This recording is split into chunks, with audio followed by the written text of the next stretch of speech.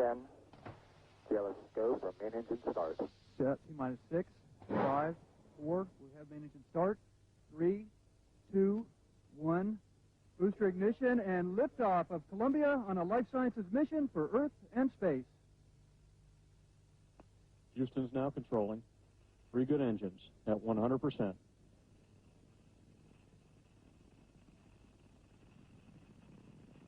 Altitude 115,000 feet, downrange distance 18 nautical miles. Altitude now 222,000 feet, downrange 48 nautical miles.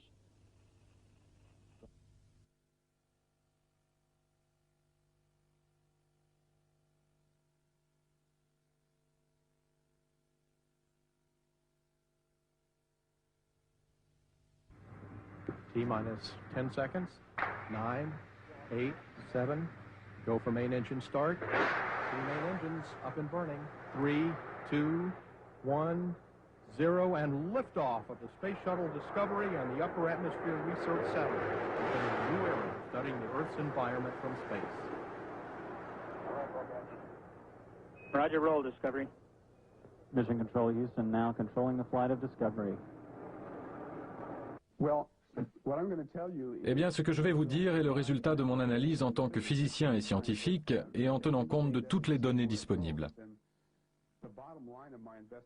En l'occurrence, j'ai commencé mes recherches en supposant qu'il s'agissait de particules de glace et en essayant de vérifier cette version, d'y apporter des preuves. Mais avec tous les éléments que j'ai pu rassembler, je me suis aperçu qu'il s'agissait d'une position intenable. Partant de là, les solutions ne sont pas si nombreuses. Les météores ne changent pas de direction, pas plus que les débris ou que les satellites.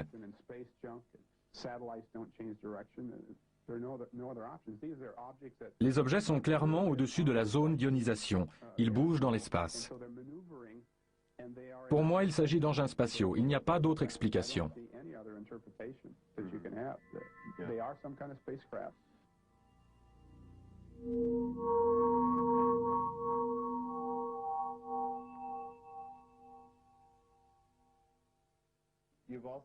Vous avez, je crois, analysé le film de la mission NASA STS-48.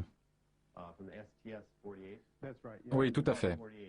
Pourquoi s'appelait-elle comme ça? Parce qu'il s'agissait de la 48e mission? Je ne suis pas vraiment tout à fait sûr. C'est peut-être la 48e mission, mais elles ne se suivent pas forcément dans l'ordre.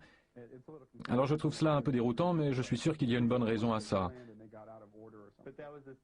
Sur ces images, on dirait des particules de glace qui ressemblent à des engins.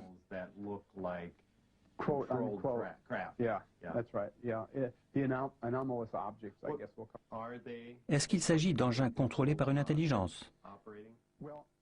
Eh bien, ce que je vais vous dire est le résultat de mon analyse en tant que physicien et scientifique et en tenant compte de toutes les données disponibles. En l'occurrence, j'ai commencé mes recherches en supposant qu'il s'agissait de particules de glace et en essayant de vérifier cette version, d'y apporter des preuves. Mais avec tous les éléments que j'ai pu rassembler, je me suis aperçu qu'il s'agissait d'une position intenable. J'ai 4 preuves différentes qui sont pour moi concluantes, qui montrent que ces objets ne sont pas des particules de glace. Et donc je trouve assez dur de défendre cette position quand on va au fond du problème et qu'on analyse les choses scientifiquement et avec des calculs. Bien sûr qu'on peut parler d'un point de vue général et qualitatif de leur aspect, et peut-être que ce sont des particules de glace, et on a vu dans le passé des particules de glace et toutes sortes de choses. Mais quand on se met vraiment à aligner des chiffres, moi, je ne peux en aucun cas l'affirmer. Si j'étais un scientifique de la NASA et qu'on me confie cette tâche de prouver que ces objets sont des particules de glace, je serais obligé d'aller trouver mes supérieurs et je dirais « c'est absolument impossible, j'ai échoué, je ne peux pas le faire ». Et les éléments dont je dispose laissent fortement penser que cela ne peut pas être des particules de glace. Et s'il ne s'agit pas de particules de glace, alors quelles sont vos conclusions? Ça ne laisse pas énormément de possibilités. Quelqu'un a dit que ce sont de minuscules poussières. Je crois que Bob Lazar aurait dit, c'est aussi un physicien, il aurait suggéré que ce pourrait être de toutes petites poussières autour de l'objectif. Cette thèse n'est pas acceptable parce que la mise au point était faite sur l'infini. Donc toute poussière serait totalement invisible. Et ça c'est forcément vrai parce qu'à la fin de la séquence, la caméra pivote vers le bas, sur le côté de la soute. Et on voit que c'est complètement flou. Puis la caméra fait le point et tourne vers l'avant. Donc le point était sur l'infini et l'idée de particules près de la caméra, ça ne marche pas. Cette thèse n'est pas recevable et tout ça ne laisse pas énormément de possibilités. Des météores ne changent pas de direction, pas plus que les débris ou que les satellites. Ce sont en fait des espèces de vaisseaux spatiaux.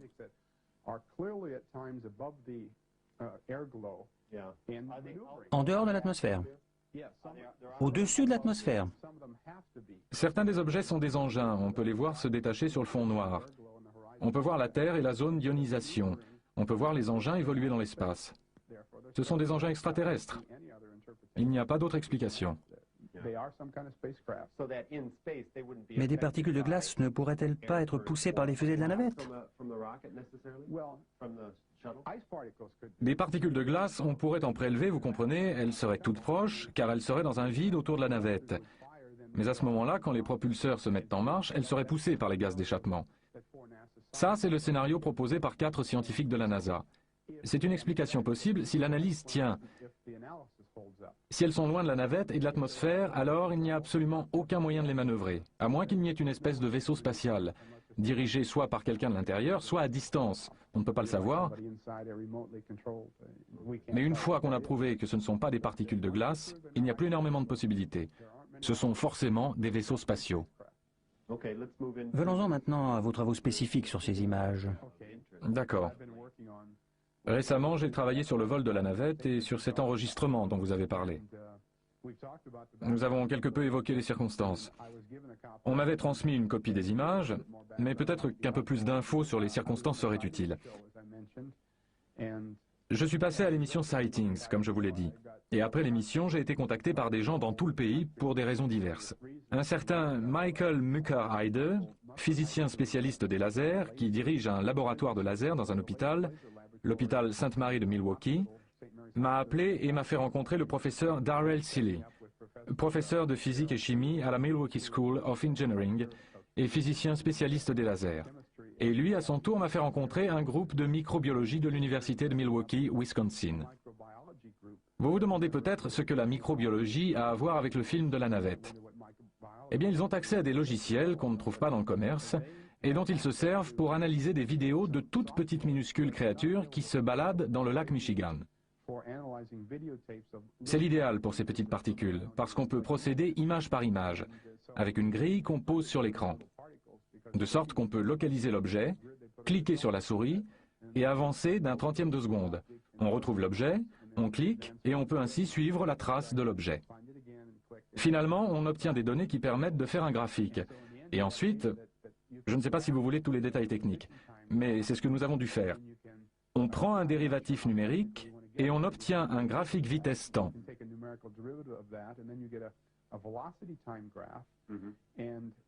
Et puis j'ai eu la possibilité de faire quelque chose que je crois vraiment unique et qui m'aide beaucoup pour obtenir des données supplémentaires. On a un écran de télévision en 2 dimensions. Donc tout ce qu'on voit réellement en apparence est à gauche ou à droite, ou en haut ou en bas, mais j'ai pu extraire tous les mouvements libres, gauche-droite, au bas, en profondeur en faisant un transfert à partir de l'angle de vue qu'on a en partant du centre vers la droite ou la gauche. Et j'ai donc pu calculer la vitesse en 3 dimensions de ces objets. Je peux donc réellement tracer leur parcours avant et après. Et cela m'a permis d'arriver à la preuve dont je dispose maintenant. C'est capital pour mon analyse. J'ai maintenant 4 preuves qui me semblent assez concluantes. Pour moi, chacune est concluante en elle-même et prouve que ces objets ne sont pas des particules de glace. Voulez-vous que nous parlions de ces preuves? Nous pouvons en parler et atteindre tous les niveaux de technique que vous voudrez. Mais en même temps, je ne pense pas que ce sera très difficile pour les gens de saisir globalement ce qui se passe.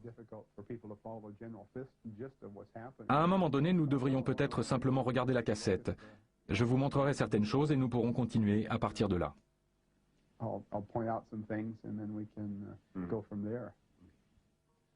Voilà ce que nous cherchons quand nous regardons simplement la vidéo. Ici, il y a une ligne qui est en fait la zone d'ionisation. On pourrait la confondre avec l'horizon, mais elle est en fait entre 60 et 90 km au-dessus de l'horizon. L'horizon, ce sera une très légère ligne qui apparaît juste à cet endroit. Alors, il y a plusieurs objets qui nous intéressent. Il y en a 2 là en bas qui ne sont pas grand-chose. Ils descendent et j'ai fait une croix à l'endroit où le flash se produit. Celui-ci continue simplement. Celui-ci continue. Celui-là remonte d'un coup et flotte vaguement avant de disparaître. Donc, il n'a rien de très significatif pour ce qui nous intéresse. Nous avons un objet lent qui dérive très lentement, puis il y a le flash, et il remonte vers le haut et à gauche. Nous avons un objet rapide qui s'introduit ici dans l'ensemble, et au moment du flash, il réagit en allant vers le haut et à gauche, comme si vous voulez bien laisser votre imagination vagabonder, comme s'il voulait rencontrer celui-là qui remonte. Et ça, c'est bien sûr l'objet qui nous intéresse principalement. Il apparaît au-dessous de l'horizon, de ce côté-ci de la Terre. Donc malheureusement, nous ne pouvons pas le placer sur l'horizon. Et puis il remonte et au flash, il réagit en allant vivement en haut vers la droite, là. 3 secondes plus tard, on voit une traînée qui se déplace à l'endroit où il était. Une deuxième traînée peu après, qui se déplace dans la région où étaient l'objet lent et l'objet rapide. Et puis ceci, que j'appelle le deuxième objet, se déplace lentement vers le haut pendant un bon moment lors du flash, puis réagit en allant vers le haut et à droite. C'est donc à tout cela qu'il faudra faire attention quand nous regarderons la cassette. Okay, ready? Yeah. All right.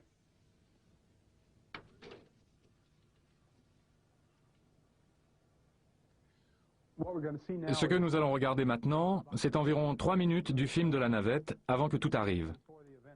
De façon à bien sentir comment les choses vont se passer. Vous allez voir des choses, des images magnifiques, de belles lumières. C'est beau, n'est-ce pas? De la lumière et puis quelque chose va se produire ici. Je ne sais pas ce que c'est, là.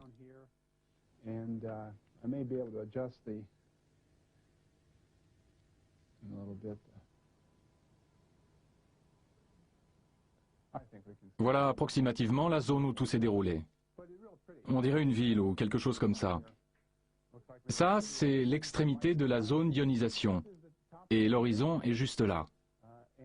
Si vous regardez bien, vous le verrez. L'horizon de la Terre est en fait là. On voit l'étoile qui descend dans la zone d'ionisation. Là, c'est l'horizon maintenant. Et elle disparaîtra en atteignant la surface de la Terre. Et vous voyez le flash. Nous allons regarder les événements comme ils se produisent, puis nous regarderons encore 1 minute, et ensuite la caméra fera un panoramique vers le bas. Nous verrons le côté de la navette, puis elle zoomera vers l'avant. C'est comme ça que j'ai pu localiser la caméra, savoir quelle caméra était en service. Là, nous avons un peu de son.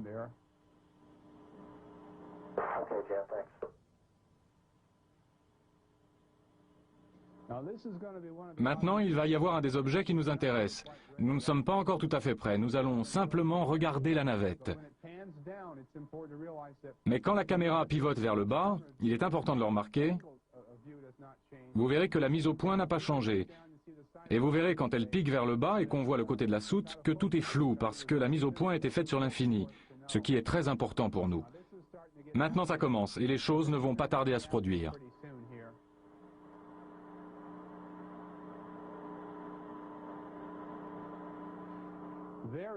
Voilà l'objet numéro 2 qui remonte et qui passe comme ça. Ça, c'est quelque chose que nous devons observer. Il surgit un peu plus tôt. Il y a encore un drôle d'objet là en bas. Mais vous remarquerez que celui-là ne fait que grimper doucement, ici. Et vous en verrez quelques autres qui dérivent là-bas.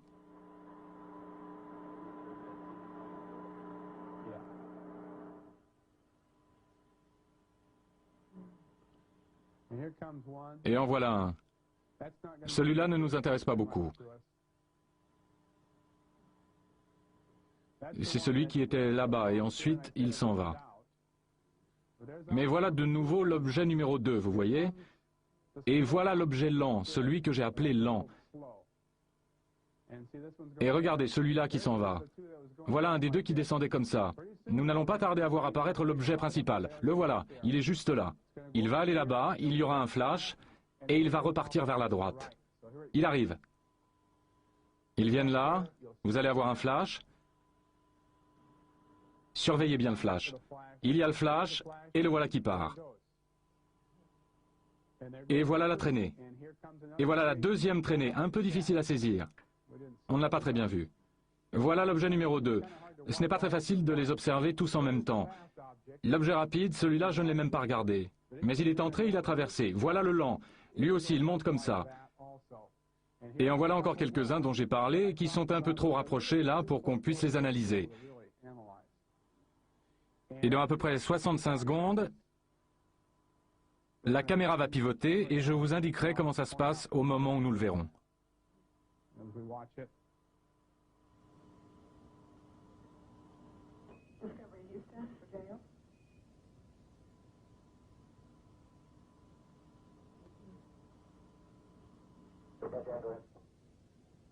Morning, JL. We predict the maneuver to the supply water dump attitude will take about 15 minutes, and in order to start the dump on time, we'd like you to do that maneuver now. We need it to prevent contamination. La caméra est partie. Ces 3 objets, regardez-les bien. Ils ne s'éloignent pas du tout les uns des autres. Ils vont rester plus ou moins au même niveau. Ce qui nous indique que l'angle de vue de la caméra ne change pas. Et ils remontent tout en haut là, en restant toujours à la même distance les uns des autres. Les drôles de bestioles. On va en apercevoir encore un là, et puis on verra la soute. Notez bien qu'elle est floue.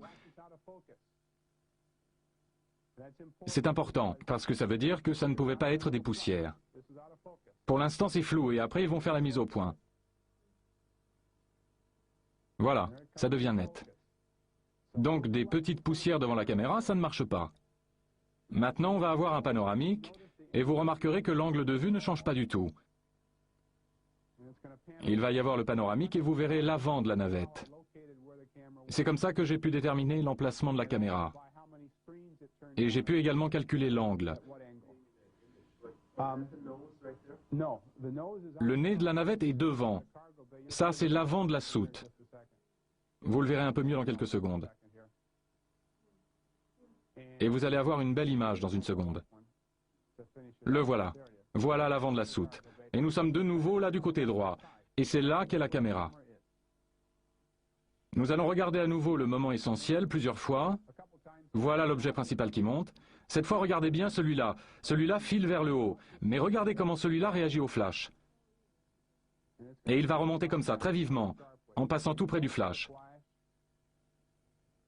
Flash, et il est parti. Traînée. Deuxième traînée. Vous la voyez? Voilà la deuxième traînée, là. Difficile à voir, mais elle y est. Voilà le rapide, voilà le lent. Et nous les regarderons grossir à l'ordinateur dans un instant. Mais on va revoir ça encore une fois. C'est parti, la même chose. Voilà le numéro 2, et voilà celui-là, là. Voilà le principal. Voilà le lent.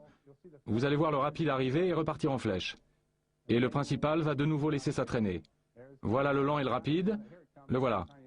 Tout petit bout de rien qui entre de ce côté, flash, et le voilà qui monte. Et voilà la deuxième traînée ici. Maintenant, nous allons voir cette partie-là grossie à l'ordinateur. Et nous allons remarquer des particularités assez curieuses. Les bips du côté droit. Il y a des bips continus, ou bien des impulsions lumineuses.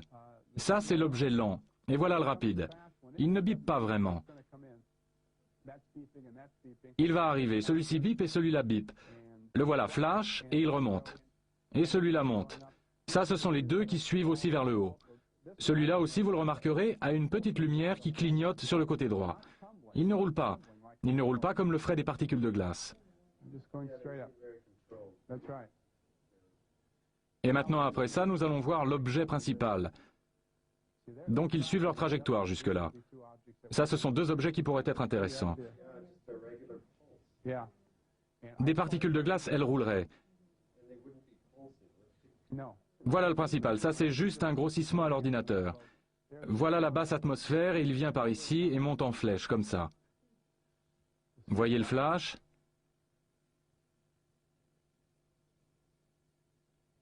Il part et il sort.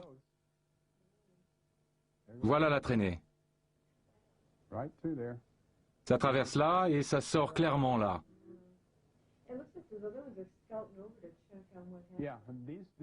Et ils sont tous venus de cette direction. Celui-là aussi remonte. Vous voyez les voilà. Ça c'est le rapide, voilà. Et c'est à peu près tout.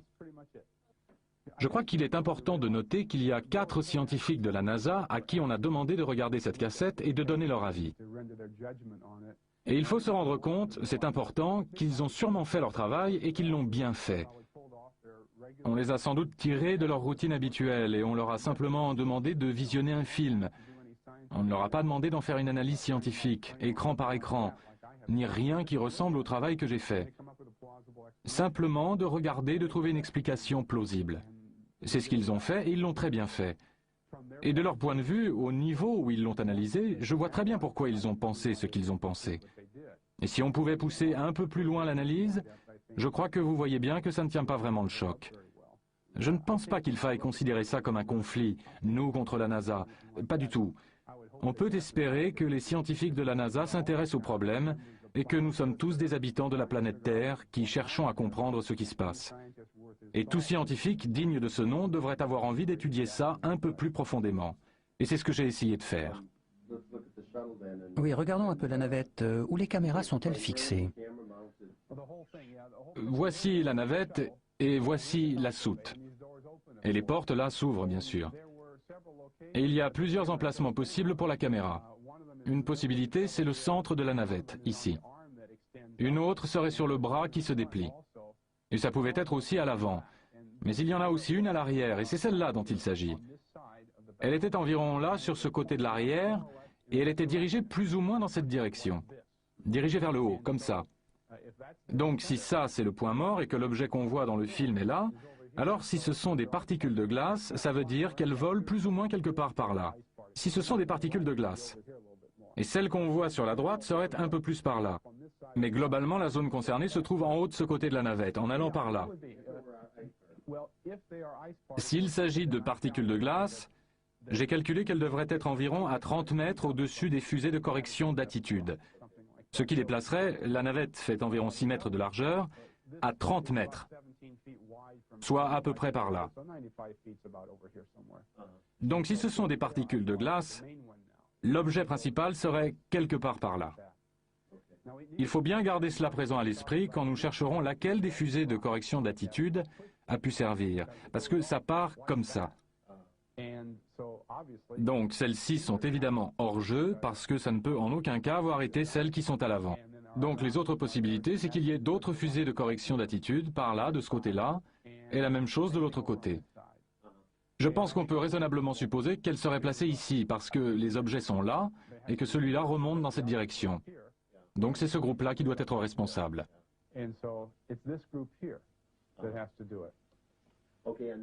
Les fusées vont toutes dans la même direction. Elles semblent toutes situées à l'arrière. Ces trois-là montent comme ça. D'autres vont au-dessus, d'autres en arrière et d'autres en bas. Il y a deux sortes de fusées de correction d'attitude sur une navette.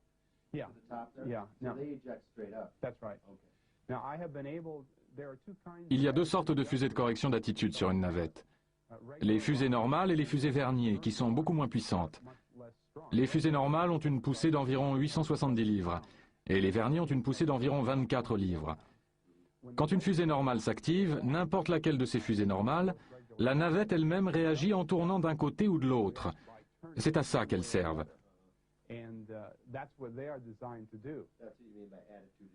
C'est ça, à corriger l'attitude.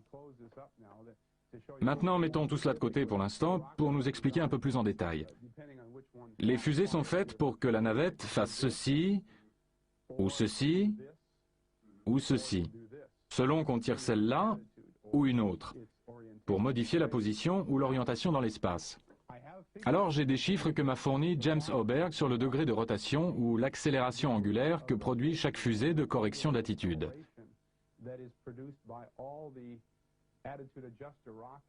Et il se trouve, simplement pour vous donner un peu plus d'informations, qu'il y a 38 fusées de forte puissance et 6 fusées Vernier.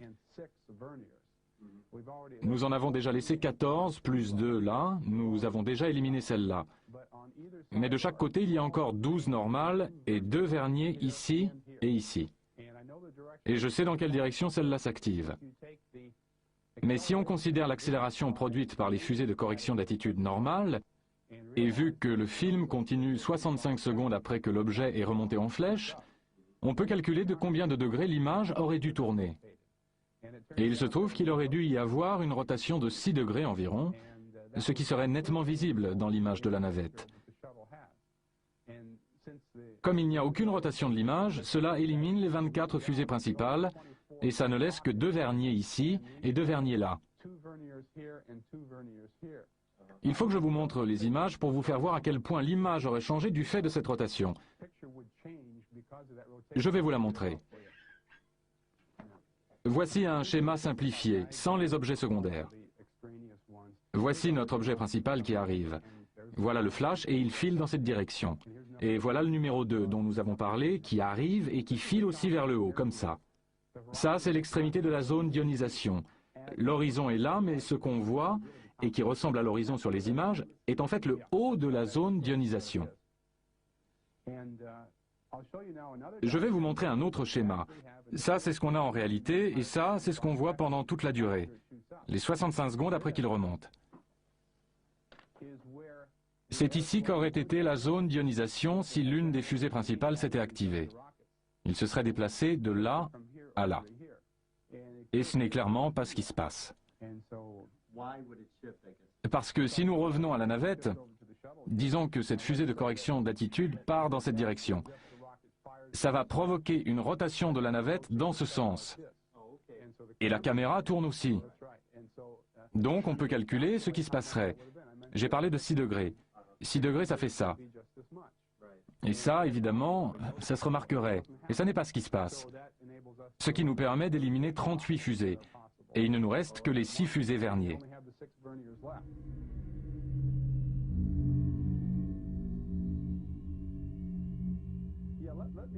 Laissez-moi vous expliquer un peu comment on peut obtenir les 3 composantes de la vitesse, gauche, droite, haut, bas et profondeur, à partir d'un écran de télévision plat. Si vous voulez bien imaginer que nous sommes au-dessus et que nous regardons la caméra. Et vous voyez, la caméra est ici, et elle regarde dans cette direction. Donc le milieu de l'image caméra se situe sur cette ligne. Et quand on regarde dans la caméra, on peut tirer un trait là. C'est là que se trouverait l'écran de télévision. Et quand on regarde dans cette direction, la gauche et la droite sont vraiment à gauche et à droite. Mais regardez ce qui se passe, et c'est là l'idée clé. Regardez ce qui se passe quand on regarde par là, sur l'écran, et l'image qu'on est en train de prendre.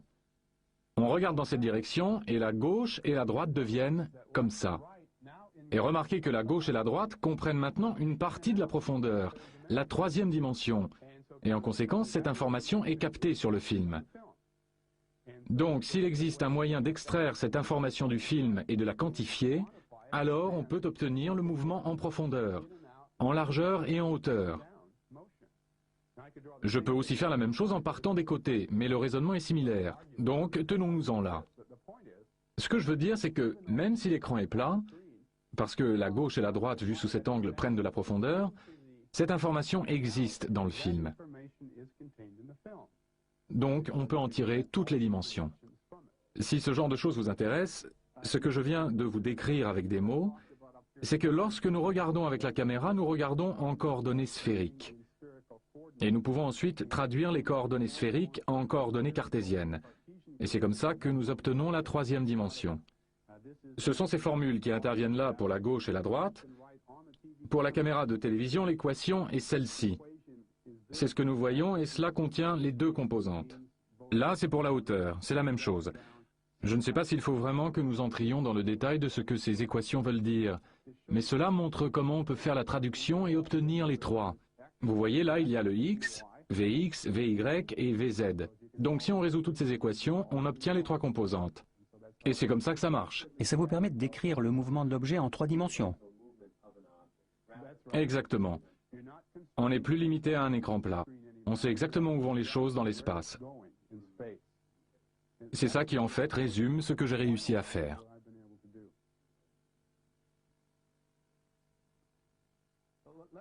Je voudrais vous montrer quelques graphiques que j'ai faits une fois que j'ai obtenu ces données par les gens qui étudiaient cadre par cadre la position de l'objet principal. J'ai fait un graphique des positions gauche et droite de l'objet principal en fonction du temps, et voici ce que j'ai obtenu. Ceci est un graphique à grande échelle de ce que je vous montrerai en gros plan dans un instant. Mais il y a plusieurs caractéristiques que nous pouvons remarquer ici, et que nous verrons de plus près dans une minute. Vous voyez cette toute petite queue ici, ça ne ressemble pas à grand-chose, mais quand on s'approche et qu'on commence à la voir, c'est assez prononcé pour être significatif. Mais le fait que ceci descende et aille vers la droite signifie que l'objet principal sur l'écran se déplace vers votre gauche, comme vous l'avez vu dans la vidéo. Et si ceci va en haut et à droite, ça veut dire que cela fait marche arrière, et que cela repart en arrière et sur la droite sur l'écran. Et si nous voulons croire que cette chose est une particule de glace, si nous regardons ce graphique, nous sommes face à un très gros problème. Ce que fait l'objet sur cette ligne ne monte ni ne descend, ce qui veut dire qu'il s'est arrêté net sur sa trajectoire, et qu'il s'est arrêté pendant une bonne demi-seconde. On peut se poser la question de savoir quand le flash a eu lieu. Quelque part par là, bien sûr. Donc, si on a le scénario flash, puis les gaz d'échappement, et puis la particule de glace qui se déplace, alors il faut nécessairement une séquence en 3 temps. Il faut qu'il y ait d'abord le flash, puis un certain laps de temps, et puis l'objet doit soit s'arrêter, soit accélérer dans la direction opposée. Il ne peut pas s'arrêter avant le flash. D'accord? Vous dites qu'il s'arrête net. Il s'arrête net dans l'espace pendant une demi-seconde. Et s'il n'y a pas d'explication rationnelle pour cela, un engin ne pourrait-il pas faire cela? Oui, si c'est un vaisseau spatial, il pourrait bien sûr actionner les freins. Mais si c'est une particule de glace, on a un vrai problème. Regardons d'un peu plus près. J'ai marqué là l'endroit où le flash se produit.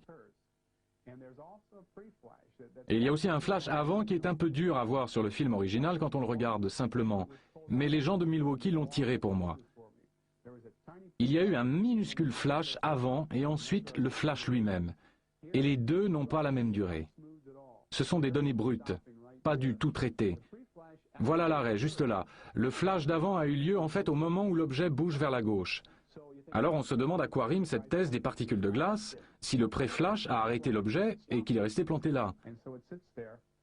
Donc c'est une fusée qui fait un flash et qui l'arrête. Et après on a le vrai flash qui va ensuite le pousser.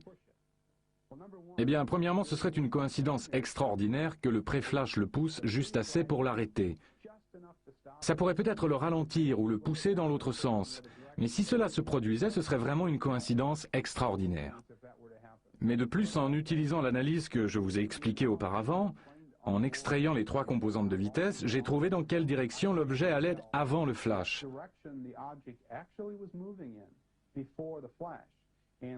Alors revenons à la maquette de la navette et je vais vous expliquer. Voilà notre navette.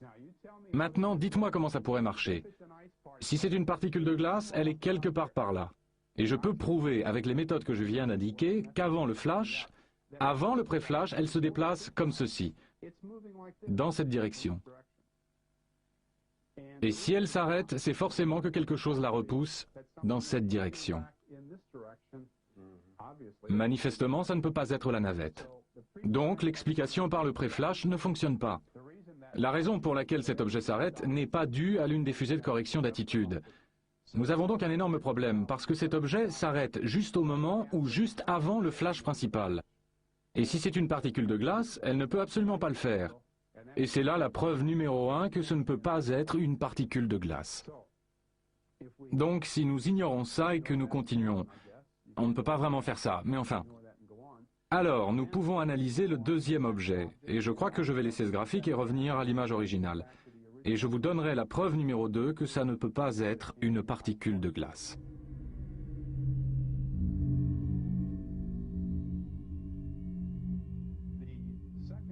La deuxième preuve est sans doute le mieux illustrée par une analogie. Imaginez un instant qu'il y a là une graine de pissenlit qui flotte par là et que je souffle dessus. Si je souffle dessus, elle va directement s'éloigner de ma bouche. Et si je cherche à trouver l'emplacement de ma bouche en étudiant la trajectoire du pissenlit, je dois dessiner une ligne qui passe par son point de départ et qui suit son trajet. Et si je prolonge cette ligne, ma bouche se situe quelque part dessus. Sans parler de ce qui se passe si j'ai 2 pissenlits qui flottent là-bas et que je souffle sur les 2. Alors ils s'éloignent tous les 2 de ma bouche. Et si je cherche à savoir où est ma bouche, je peux le faire en traçant les 2 droites sur lesquelles ils se déplacent. Et à l'endroit où ces droites se croisent, c'est là que se trouve ma bouche. Donc je peux découvrir où se situe ma bouche. C'est la même chose pour les fusées de correction d'attitude. Quand elles entrent en action, si ces choses étaient vraiment des particules de glace plantées là, alors elles devraient s'éloigner de la fusée de correction d'attitude. Donc si nous traçons leur trajectoire et que nous les prolongeons vers l'arrière, les 2 lignes devraient se couper à l'emplacement de la fusée de correction d'attitude. Par contre, nous devons faire une petite rectification pour le deuxième objet, parce qu'il n'est pas tout à fait immobile.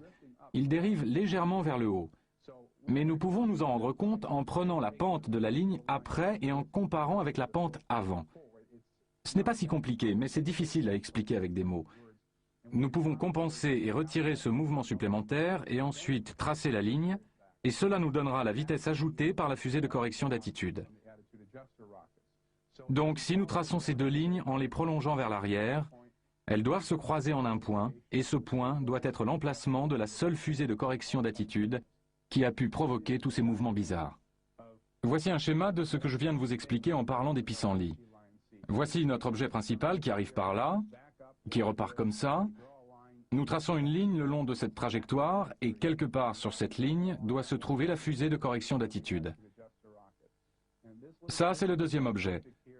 Ce triangle, avec les calculs que j'ai faits, nous permet de retirer la vitesse qu'il avait avant, c'est le différentiel ici, et de savoir comment tracer la ligne qui commence par ici. Donc, si nous traçons la ligne à partir de là, dans cette direction, ça, c'est la vitesse ajoutée donnée au deuxième objet. Et cela doit nous aider à le suivre et à trouver l'emplacement de la fusée de correction d'attitude. Et il me semble assez évident que ces deux lignes ne se croiseront jamais. Elles divergent même de manière importante. Et si les objets sont poussés par la fusée de correction d'attitude, elles doivent se croiser. C'est donc la deuxième preuve. Ces lignes doivent se croiser et manifestement, elles ne se croisent pas. Il y a autre chose que j'ai évoqué tout à l'heure et que je devrais préciser un peu. C'est que les fusées verniers de la navette s'activent par impulsion de 80 millièmes de seconde. Elles peuvent fonctionner en continu, mais elles doivent fonctionner pendant au moins 1 seconde et jusqu'à 125 secondes si elles doivent fonctionner en continu. Donc les impulsions ou flashs des fusées verniers doivent durer 80 millièmes de seconde. Ceci est une courbe de lumière dont Jeff Seigno, photo-analyste du MUFON, a fait les calculs et le graphique. Vous voyez que cette impulsion croît puis s'estompe doucement, comme ça. Jeff a corrigé la courbe pour tenir compte de la rémanence, c'est-à-dire le fait qu'un peu de blanc pourrait baver et rester dans le cadre suivant. Il a retiré la rémanence, donc ceci est assez proche de la courbe réelle. Comme vous le voyez, il faut faire les calculs, mais de cette extrémité à celle-là, cela fait 400 millièmes de seconde. Si nous prolongeons celle-là, si nous l'étirons, l'impulsion dure 400 millièmes de seconde, pas 80 millièmes de seconde. Et ce n'est pas comme ça sur la navette. Les impulsions des fusées verniers sont de 80 millièmes de seconde. 80 millièmes de seconde, ça fait à peu près ça. Donc ça devrait monter et redescendre en à peu près ce laps de temps. Et ce n'est manifestement pas le cas. Je ne sais pas si je peux élever cela au rang de preuve à part entière. J'ai parlé tout à l'heure de 4 preuves. J'aurais dû dire que j'en ai 5. Ce qu'on choisit d'appeler preuve est un peu arbitraire, et ça pourrait presque être une preuve en soi. Cette impulsion est presque 5 fois trop longue. La navette ne se propulse pas en impulsion de 400 millièmes de seconde. Le pré-flash aussi dure environ 150 millièmes de seconde, ce qui est 2 fois trop long. Et ça, c'est un autre problème. Là non plus, quelque chose ne colle pas.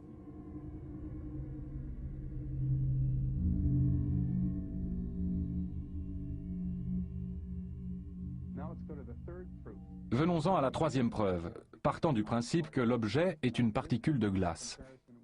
On part d'une comparaison entre la vitesse réelle, calculée à partir du film en mètres par seconde, et ce qui devrait être sa vitesse s'il était tiré par les gaz d'échappement de la fusée de correction d'attitude.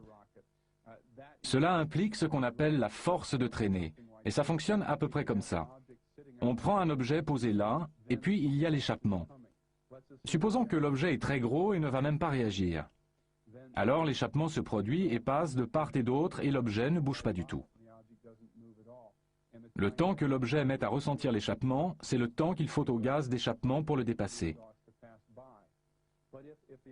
Mais si l'objet est à peine plus petit et que l'échappement est un tout petit peu plus fort, alors en l'atteignant, l'objet va l'entraîner un peu avec lui.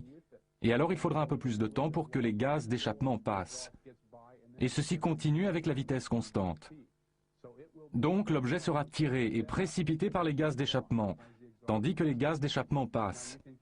Maintenant, on peut calculer en théorie, faire le rapport entre le temps pendant lequel l'objet est dans les gaz d'échappement et le temps qu'il faudrait au gaz d'échappement pour dépasser un objet qui ne bouge pas. On prend ce rapport et avec ce rapport, on peut calculer quelle doit être la vitesse de l'objet par rapport au gaz d'échappement quand ils finissent par le dépasser. Et si on regarde les chiffres, l'objet du film accélère pendant 1,7 secondes. La durée de l'échappement est de 0,4 secondes, ou 4 millièmes de seconde. On met tout ça en équation et il se trouve que l'objet devrait aller à environ 98% de la vitesse de l'échappement de la fusée Vernier.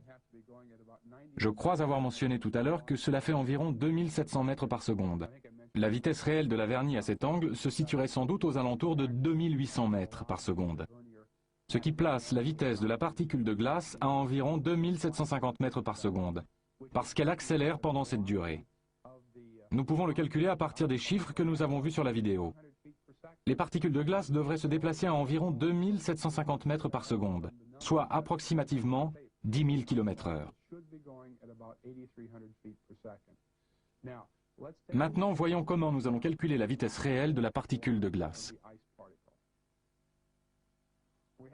Nous avons la vitesse. Il y a 3 composantes, comme nous l'avons vu. Mais la vitesse n'est exprimée qu'en pixels, ou en petits points sur l'écran par seconde, pas en mètres par seconde. Alors voici comment nous situons l'objet. La caméra est là. En la mettant à peu près comme ça, l'objet est à peu près par là. Disons qu'il y a une ligne entre la caméra et l'objet. Et nous ne savons pas où est l'objet. Il pourrait se trouver n'importe où entre la caméra et l'horizon. Donc, quelque part sur cette ligne. Quelque part. Alors, pour déterminer l'endroit où il doit être, s'il s'agit d'une particule de glace, on prend la direction de la vitesse qu'on a trouvée et on vise à partir de la fusée de correction d'attitude, parce que si c'est la fusée qui pousse l'objet, elle doit bien le pousser dans la direction où il va. Voici donc la deuxième ligne. Il y a une ligne là et une ligne là. L'objet se trouve là où les lignes se croisent, ou se croisent presque. C'est comme ça que j'ai découvert où l'objet doit être si c'est une particule de glace. Et il est à peu près juste là, quelque part. Et donc c'est là qu'il est. Une fois qu'on l'a placé là, on peut traduire les pixels par seconde, en mètres par seconde, et savoir réellement à quelle vitesse il va. Alors il y a 2 manières de calculer la vitesse réelle de l'échappement de la fusée. Premièrement, nous savons que l'objet commence à être poussé ou à accélérer à un moment donné. Nous savons quand le flash a lieu. C'est un intervalle de temps. Nous connaissons maintenant la distance entre la fusée et le point. Donc voilà la distance. Comment calcule-t-on la vitesse? On divise la distance par le temps. Si vous parcourez 160 km en 2 heures, quelle est votre vitesse moyenne? C'est 100 divisé par 2, soit 80 km par heure. Donc en divisant la distance par le temps que met l'objet à démarrer, on obtient la vitesse de l'échappement de la fusée.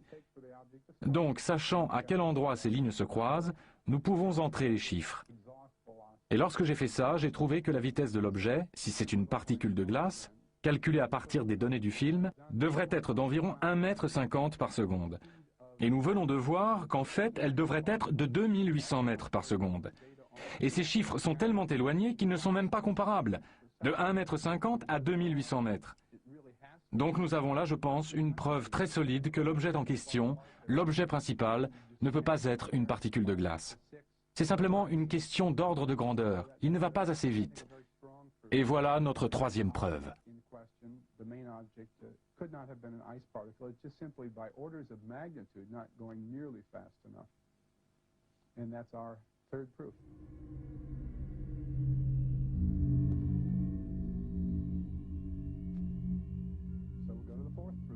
Donc passons à la 4e preuve qui est un peu plus simple et un peu plus rapide. Il s'agit du calcul de la distance parcourue par les gaz d'échappement et du temps qu'il faut à la particule de glace pour réagir. On peut presque le faire de tête. Par exemple, si vous faites 160 km et qu'il vous faut 2 heures, la vitesse moyenne est de 80 km par heure, 160 divisé par 2. Ici, c'est la même chose. L'objet est quelque part par là. La fusée Vernier s'active. Et nous savons qu'il faut à peu près une demi-seconde avant que l'objet ne commence à accélérer. Si nous partons du principe que le flash provient d'une fusée Vernier qui s'active, alors les gaz d'échappement commencent à sortir au début du flash. L'objet attend encore une pleine demi-seconde avant de commencer à accélérer. Ce qui signifie qu'il a fallu une demi-seconde au gaz d'échappement pour arriver là. Et comme nous connaissons la distance à parcourir pour arriver là, la distance est d'environ 20 mètres. Je crois avoir dit tout à l'heure 30, mais en fait c'est plus près de 20. Nous avons donc 20 mètres divisé par une demi-seconde. Ça fait comme 160 km divisé par 2 heures. 20 mètres divisé par une demi-seconde, cela donne une vitesse de 40 mètres par seconde pour les gaz d'échappement. Alors ceci est faux en ce qui concerne les gaz d'échappement.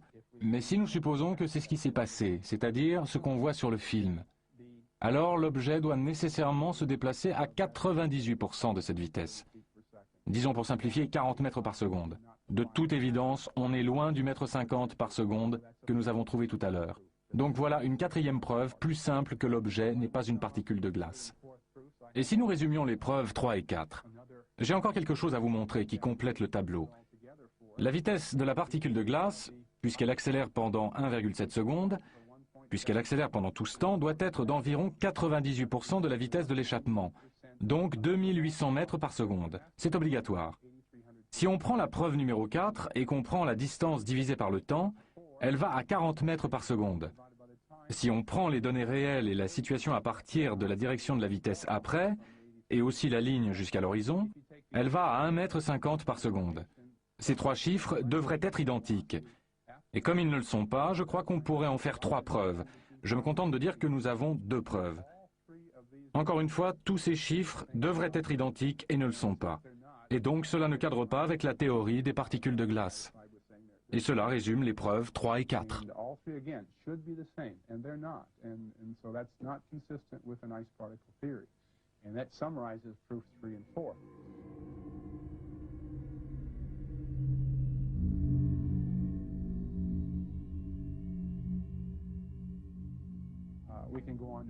Nous pouvons maintenant passer à la preuve numéro 5, et je suppose que nous pouvons l'appeler ainsi. J'ai parlé tout à l'heure de 4 preuves, et que ce qu'on appelle une preuve est parfois un peu arbitraire. Mais nous pouvons probablement en faire une preuve à part entière. Si nous disons, d'accord, le mètre 50 par seconde, ça ne marche pas. Et si nous prenions la distance à laquelle elle devrait être pour qu'on ait les 2800 mètres par seconde, et qu'on voit où devrait se trouver la particule de glace dans ce cas-là. C'est un calcul assez simple, et je l'ai fait. Allons au tableau, et je vais vous faire un schéma pour vous montrer comment cela fonctionne. Ça, ce serait la particule de glace.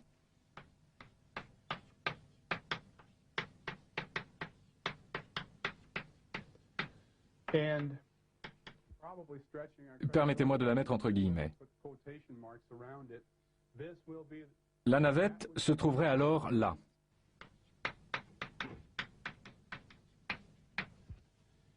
Et ceci n'est en aucun cas à la bonne échelle.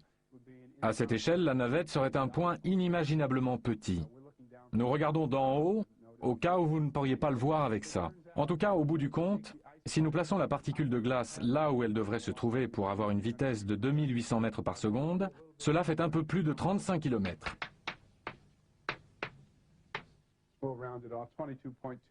Et ce qu'il y a de pire, c'est qu'il est assez difficile d'imaginer comment on pourrait voir une particule de glace à cette distance, et encore moins comment elle a pu arriver là à partir de la navette. En tout cas, c'est là qu'il faudrait qu'elle soit pour avoir la bonne vitesse pour que ça fonctionne. Et le pire, souvenez-vous que nous savons dans quelle direction va l'objet après le flash, et cette direction c'est vers le haut, quelque chose comme ça. Et si on fait le tracé en sens inverse, on trouve que la fusée de correction d'attitude devrait se trouver ici, c'est-à-dire un peu moins de 24 km au-dessous de la navette.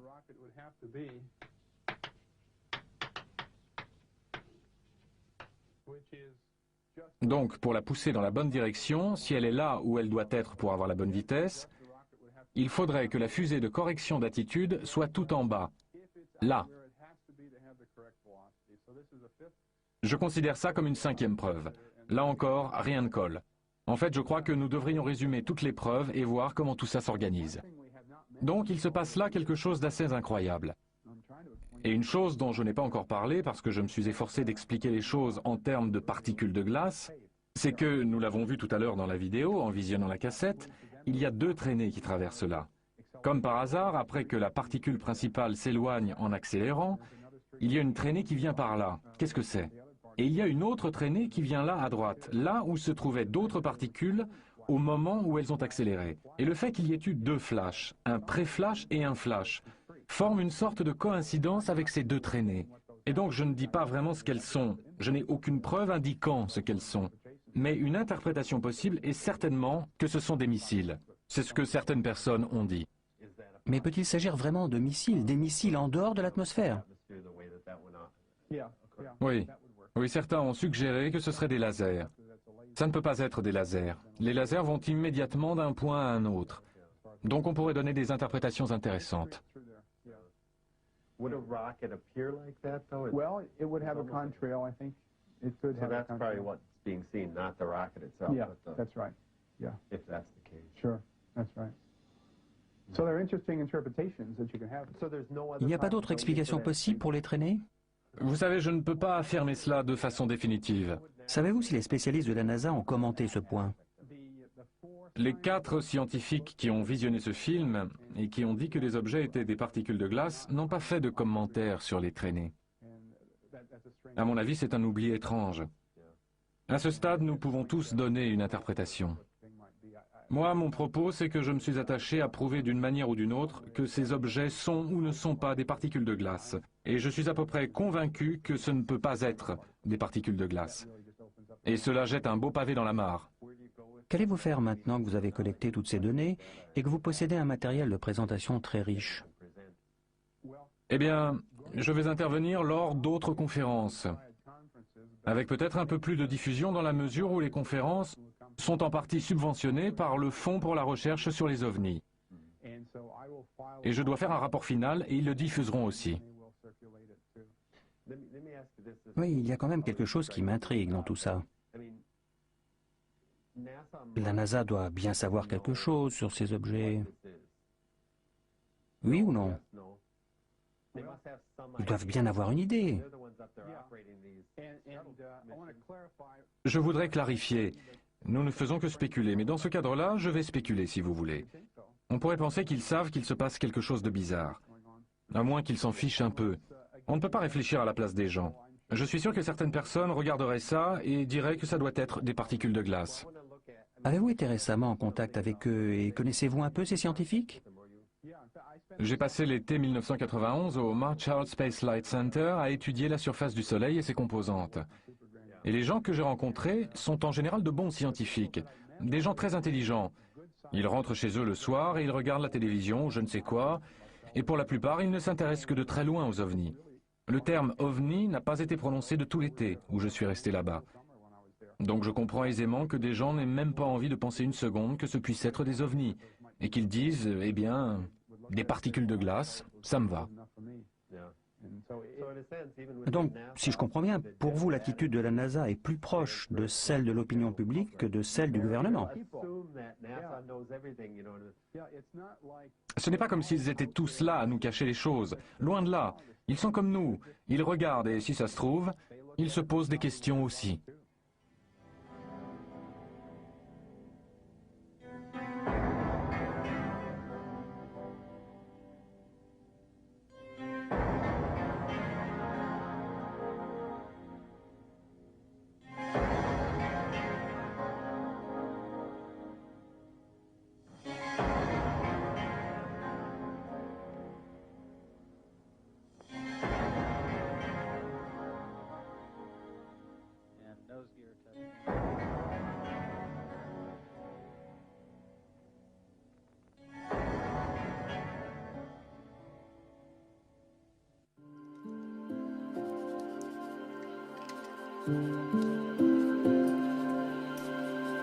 Thank you.